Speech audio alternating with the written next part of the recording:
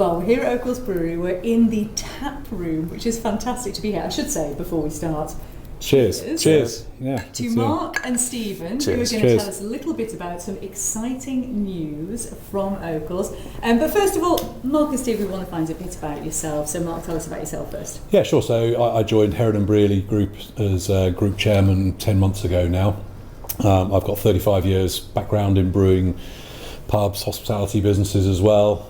My most recent role was in the Channel Islands, where I was chief exec of Liberation Group, which is a very similar business to what we have here with Okell's and Heron & Brearley. And yeah, had a really fun first 10 months here. It's been great joining on our 175th birthday of the brewery as well, so that's been an added bonus. Fantastic, important time. Stephen, tell us about your background. Yep, Stephen Taylor, Managing Director of Okell's Inns, part of the H&B Group.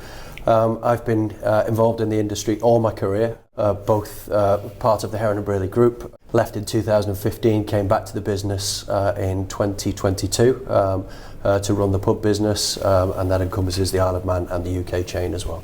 Excellent. And you're introducing something of a new structure, aren't you? Tell us about that. That's right.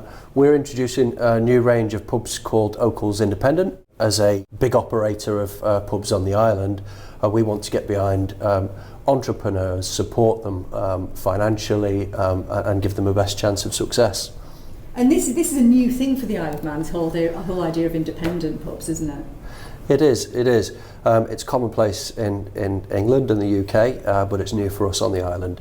It's something that we're entrenched in the island's hospitality sector. We employ several hundred people. We've got 29 pubs that we manage, and we feel that the managed model isn't for everybody, and so we want to give the opportunity to the talent out there. So that's the rising chefs, people that may not have the cash flow behind them. There's some great hosts out there, so we can see them and their flair. Excellent. So how does it work? So it works by we're effectively, if you imagine us as an investor, they would take one of our pubs, they put their business plans and their ideas together, they set up their own business, their own teams, and we're there to finance it. So we're there to buy the stock, we're there to buy the equipment and support them with all those things that may be of a challenge to people who are starting out in hospitality. And along the way, they take a cut of the revenue, we take cut of the revenue, and yeah, it's a real low-risk opportunity for those guys. It kind of sounds like a win-win for everyone, to be honest. Hopefully we see that talent come through. So what are you hoping that this talent, these new partners, will bring to you?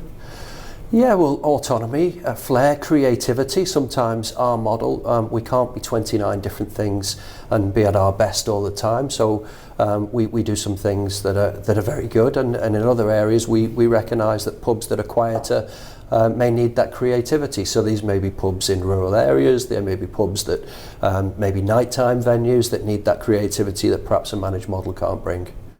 Okay, Mark, so why this and why now? Yeah, sure. So as Stephen said, we've got 29 pubs here that currently we run all under exactly the same operating model, and we just feel there's a chance to get more out of each of the individual sites by almost categorising them. So we've kind of landed on 3 categories. The independent pubs, which is where we're looking for great entrepreneurs to come and partner with us and run them.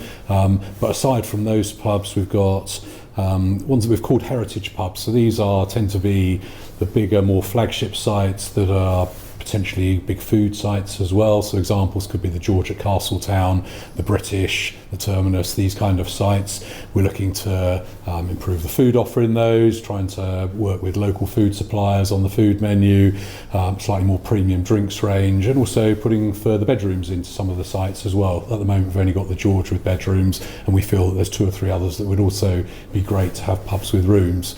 We then have some other really good wet-led community pubs, so places like the Woodburn, for example, that are just fantastic pubs in the heart of the community, and they'll remain exactly as we are, and want to continue to support them with our new Okell's beers that we've been launching.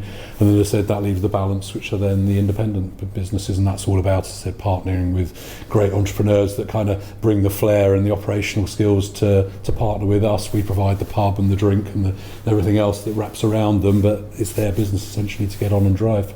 Which sounds really exciting, because that to me sounds like these pubs are going to have their own personalities, aren't they? Yeah, definitely. And I think pubs are individuals. I don't like pubs all being branded and all the same and having the same menu. pubs are fantastic and at their best when they have a bit of character and personality, and they trade to their individual local communities and target markets, really.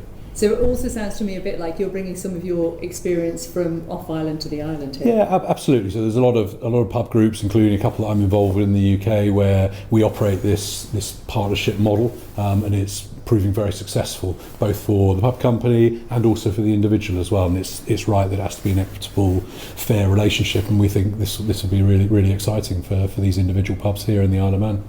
So, okay, Stephen, who would this opportunity suit? Well, there's some great chefs out there that perhaps are working in restaurants, hotels, that feel I may want to run my own business but just don't want the risk. They can't find the capital. They're prime for our target market. It may be some of our own managers who, we've spoken to some managers that think, I want to take that next step. I don't want to be confined by the brand, and I've got some great ideas myself that I want to work hard at.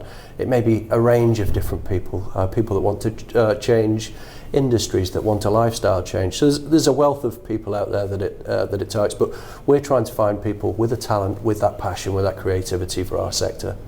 And also, as we were just hearing from Mark there, this is about community, isn't it? Absolutely, absolutely. To touch on Mark's point, I think it'll be a great thing for the industry. We will see that variety. Hopefully people will embrace that, and we'll see more people use their local pub. And I guess as well, this is a perfect opportunity, isn't it, for you who are in the hospitality sector to just shift things around a little bit, try something a bit different, because it is difficult times for hospitality at the moment, isn't it? So this is your opportunity to do something different.